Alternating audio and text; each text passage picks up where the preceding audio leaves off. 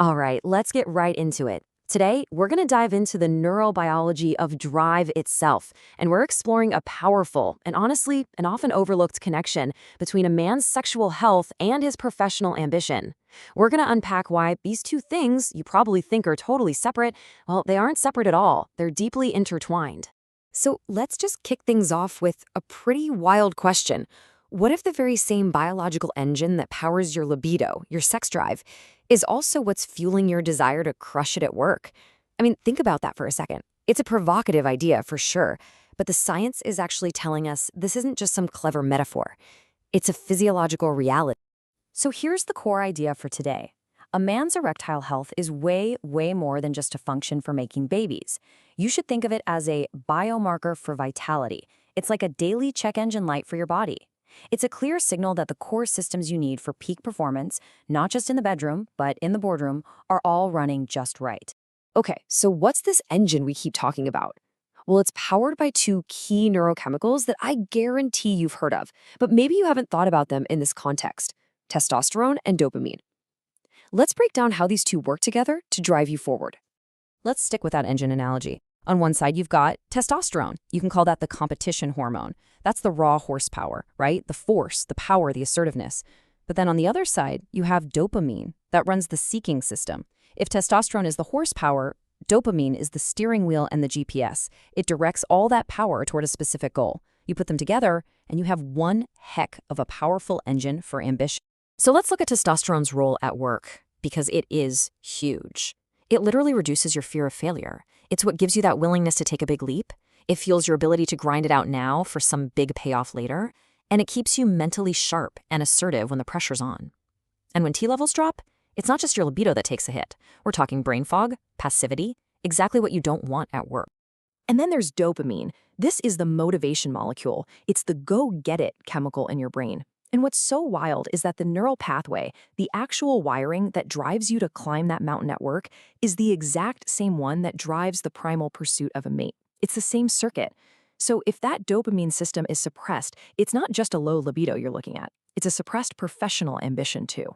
Okay, so if these systems are so critical, how does your body let you know when they're not working right? This is where erectile function becomes this incredibly sensitive diagnostic tool. It's the classic canary in the coal mine. Yeah, this quote really just nails it. This is not some random biological event. Think of it as a daily feedback loop. It's your body's morning status report, telling you that your nervous and vascular systems are rested, regulated, and ready to perform. It's a thumbs up that you're optimized for high output, both in your head and with your body. So let's trace how this all can go wrong, because it's like a domino effect. It usually kicks off with chronic stress, which just floods your body with a hormone called cortisol. From there, your core systems, vascular, nervous, they start to fail. And what's the first, most obvious signal that something's breaking down? Often, it's erectile dysfunction. But, and this is the key, it doesn't stop there. The final impact is that your cognitive and creative abilities, the very things you need for your career, start to decline.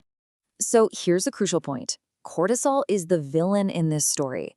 It's a hormone that directly slams the brakes on the nervous system state you need for an erection. At the exact same time, it's famous for shutting down the creative, problem-solving parts of your brain. The takeaway is simple. The same chemical that kills an erection also kills creativity. Now, let's take this beyond pure biology, because it absolutely spills over into the psychological world. Feeling physically potent, feeling vital, gives you a distinct and very real professional advantage, and a lot of it operates completely under the radar, on a subconscious level. This idea actually has deep roots in psychology. It's a concept called sublimation.